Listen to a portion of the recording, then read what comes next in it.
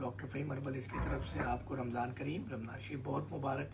तमाम दुनिया के वो नाज़रीन जो कि किसी भी मुल्क से मेरी वीडियो देख रहे हैं, इस पैगाम को सुन रहे हैं, आपके लिए एक सेहत के पैगाम के साथ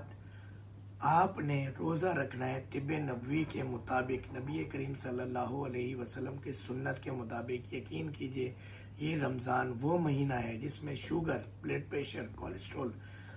डायलिसिस, थायराइड समेत इनफर्टिलिटी के अंदर भी मरीजों को इतना फ़ायदा होता है कि एक माह में तमाम अमराज से छुटकारा होता है, बशर्ते कि आपकी सहरी, आपकी इफ्तारी सुन्नत के मुताबिक हो।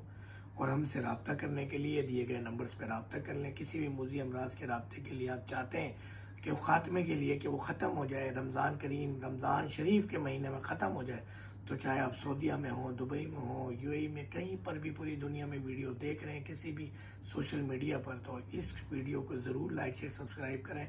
फॉरवर्ड करें और रमज़ान शरीफ मुबारकबाद के साथ तमाम अमराज से छुटकारा एडवांस में मुबारक।